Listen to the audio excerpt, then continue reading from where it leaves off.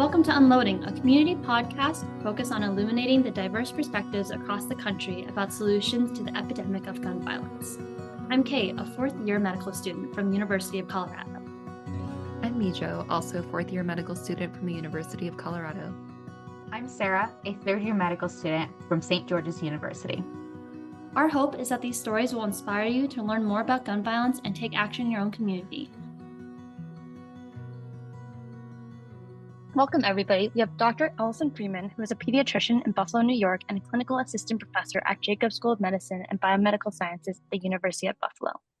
She serves as the local Everytown for Gun Safety Be Smart campaign lead and Wear Orange lead, and has been taking charge on adding novel curriculum at her institution focused on teaching gun violence prevention with the hope of increasing awareness of the rising issue amongst undergraduate students, graduate students, and other departments. Thank you so much for being here today, Dr. Freeman. It's a delight. Thank you, Caitlin. Yeah, so we were just wondering if you could tell us a little bit about your background as a clinician who's also been so involved with firearm prevention and injury discussions. The backstory is being brought up in Canada.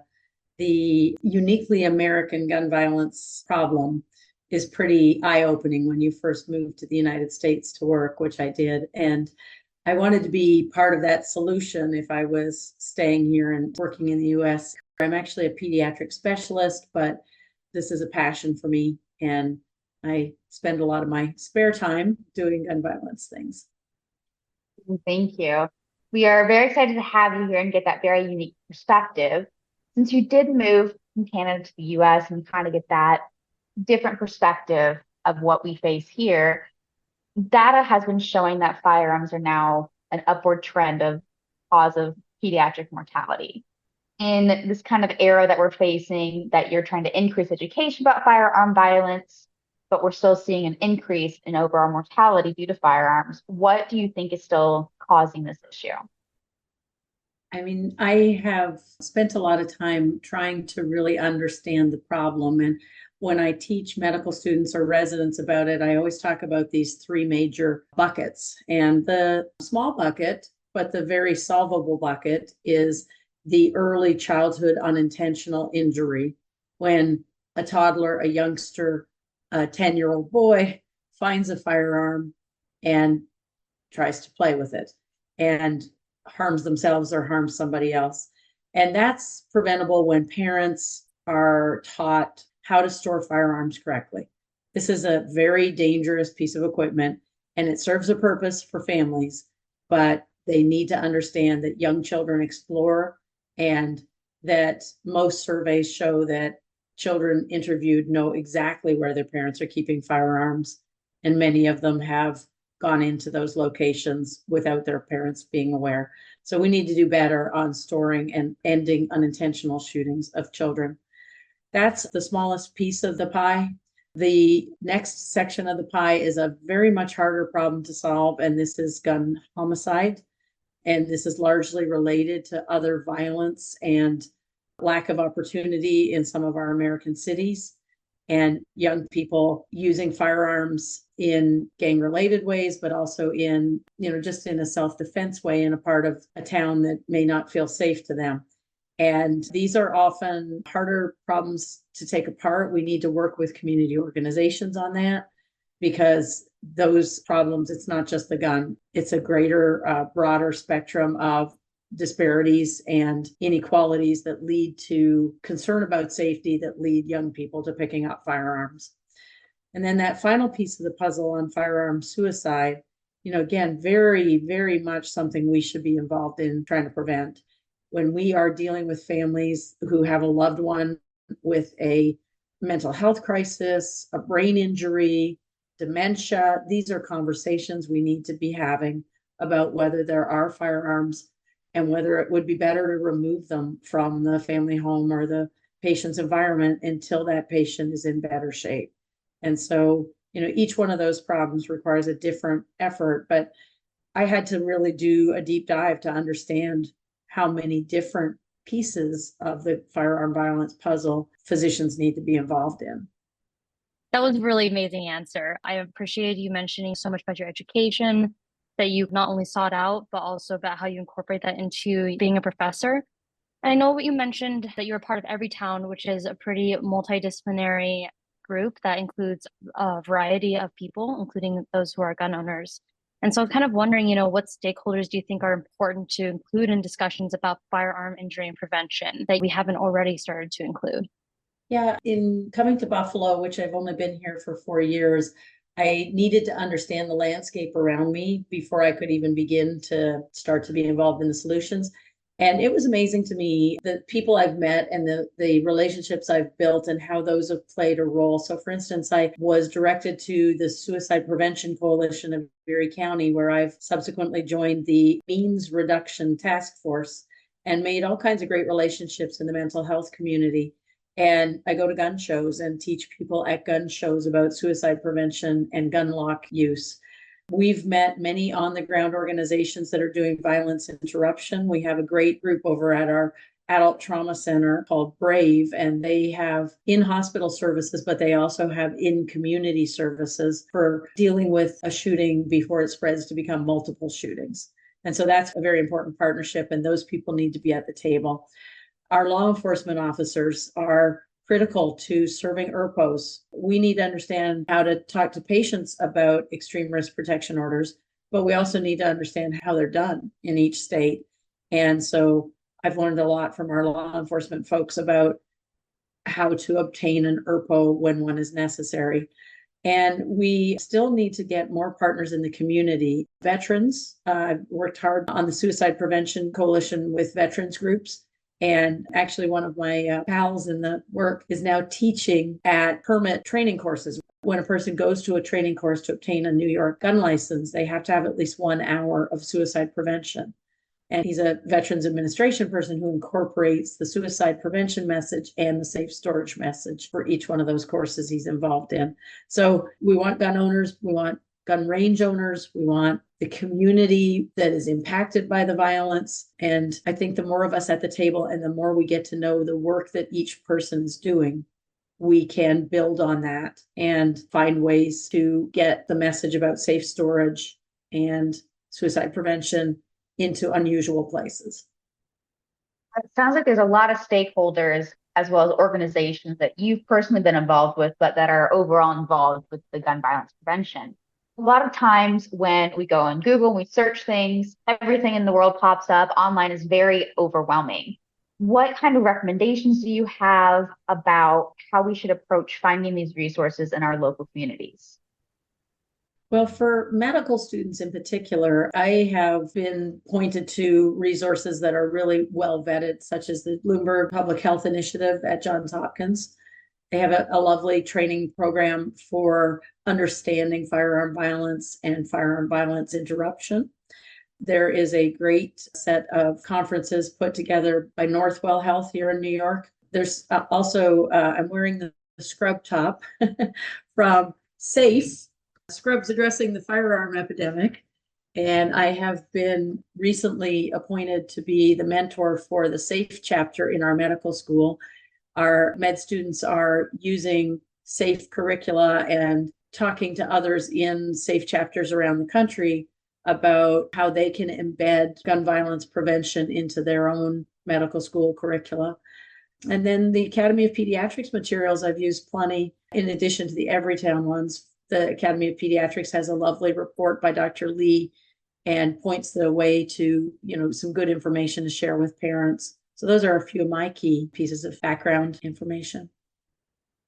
Yeah, those sound like great resources I think a lot of students can find and, have a little bit more systematic approach to online. I think sometimes it can be really overwhelming if you don't have an already established curriculum.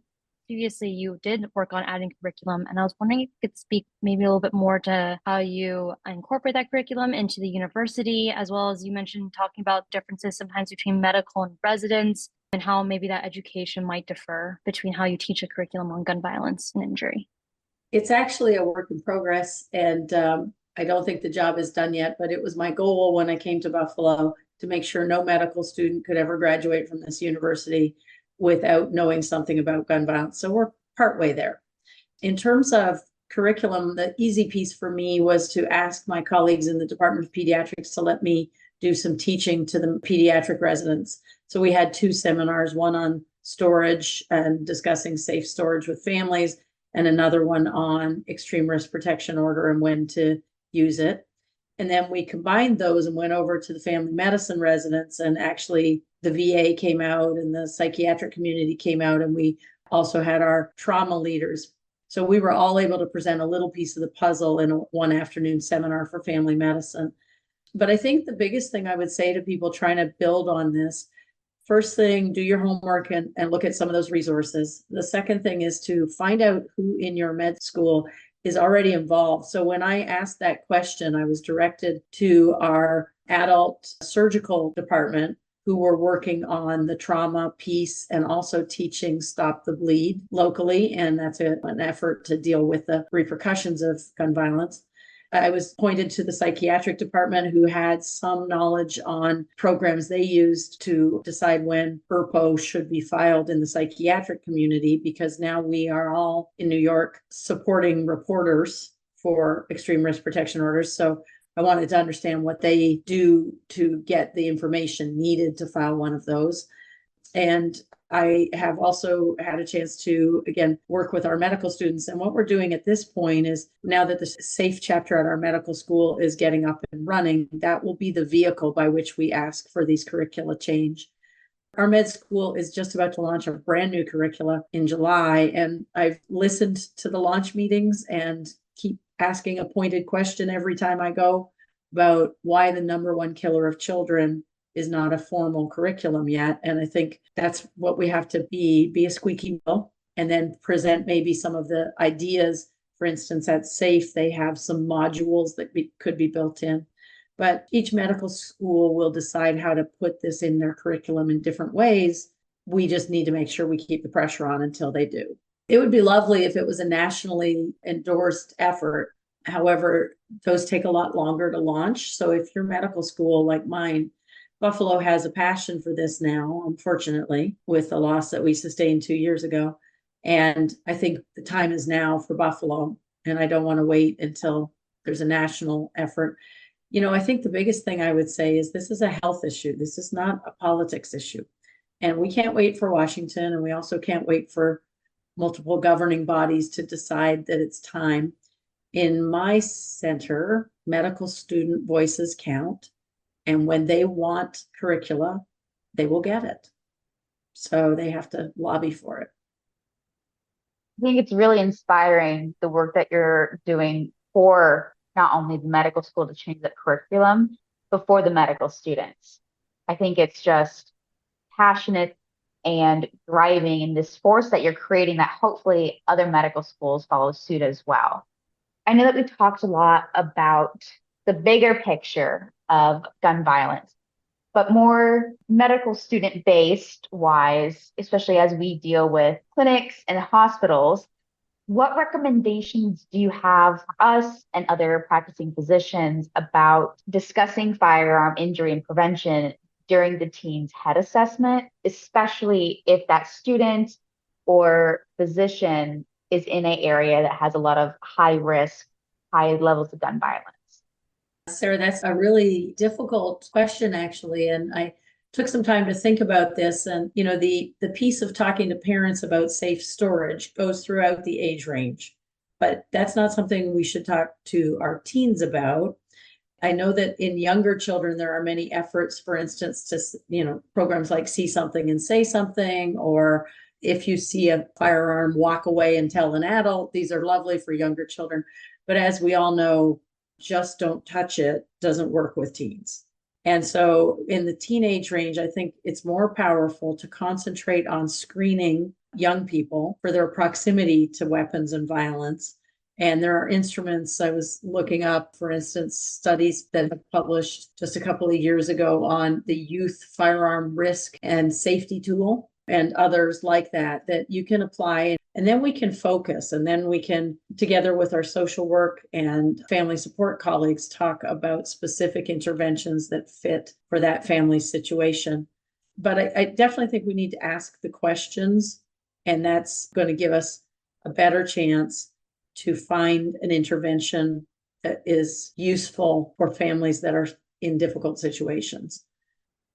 I think you bring up an excellent point that, sometimes talking with teenagers about firearms and, the dangers of firearms, especially with accidental shootings, that's super incredibly vital to point out, but also that we can't forget to also bring those up with our regular yearly appointments with the adults who have kids, but just the kids aren't there. That we should try to be better about incorporating those conversations in, because I think when we think about the differences of those two visits, sometimes during pediatric visit, they might be so focused on the child, they might forget what you're saying versus maybe on the adult visits. They might be able to like tell a little bit better of what's happening. So I think it's important to hone in on both.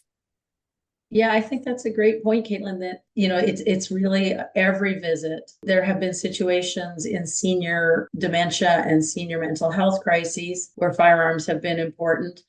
And there are many, many situations in domestic violence where this conversation needs to take place. Not just, are you being hurt? Are you safe?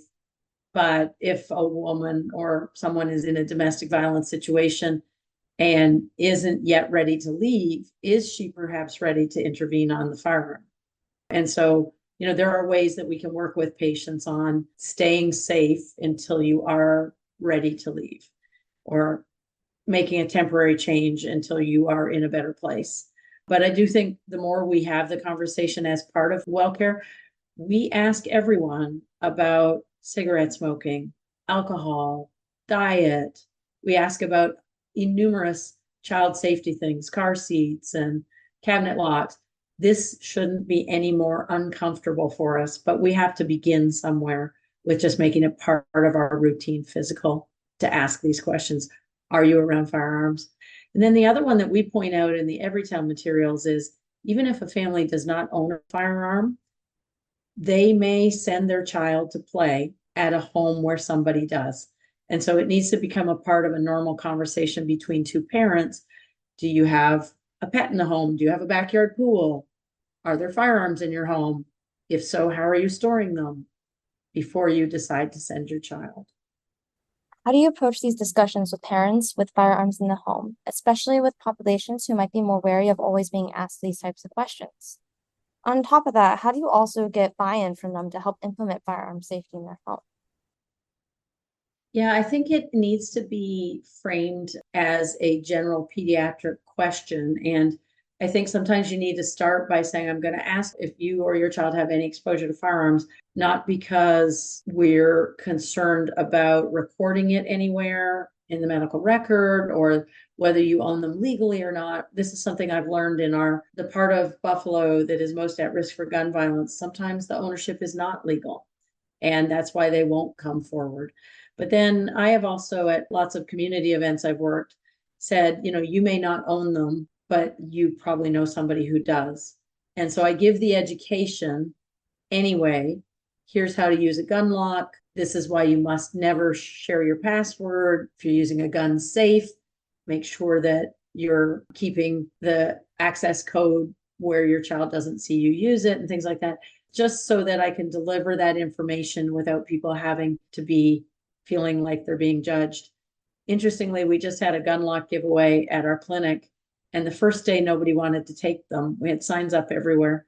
And then the second day, somebody came back in who'd been there the day before and said, I would like some of those gun locks, and didn't want to say it when they were there at the visit in case it was being recorded somehow.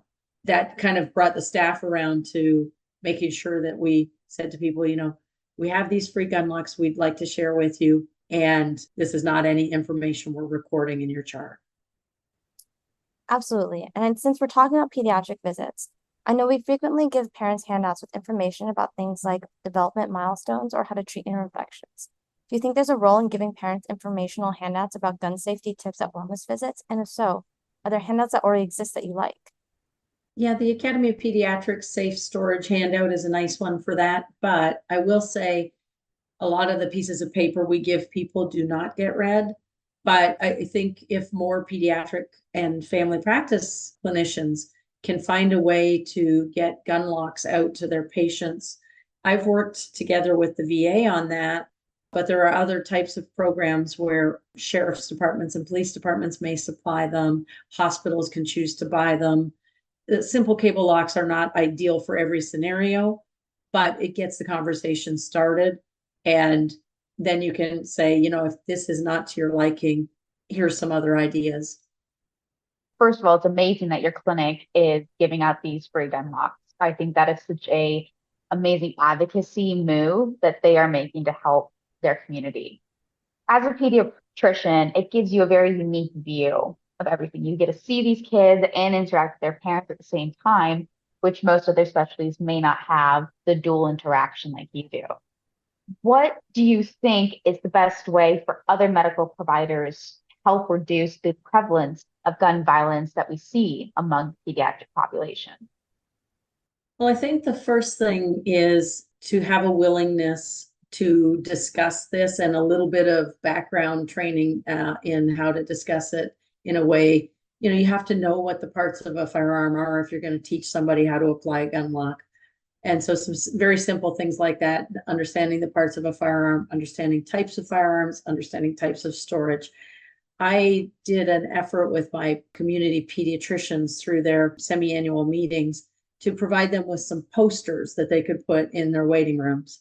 And something as simple as that, put up a poster in your waiting room. We would like to talk to you about safe storage. Just get people seeing that so they realize that those are questions they can ask. But I also think for pediatricians, we often deal with things before they become the norm. We were the ones to push for bike helmets when nobody was wearing them. We were the ones to push for car seats when they weren't commonly used. And so we're not afraid on behalf of children to jump in to a new issue. However, I think pediatricians just need to arm themselves with the right kind of tools. As you said, Caitlin, the handouts, posters, and enough background understanding gun storage devices.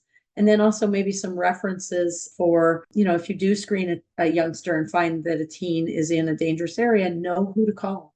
What are the services in your area that could be useful?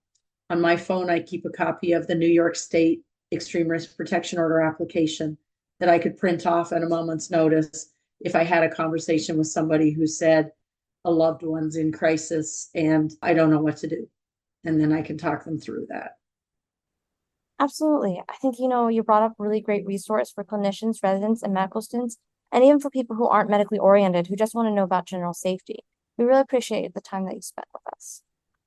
It's been fun. Thank you both for giving me the time.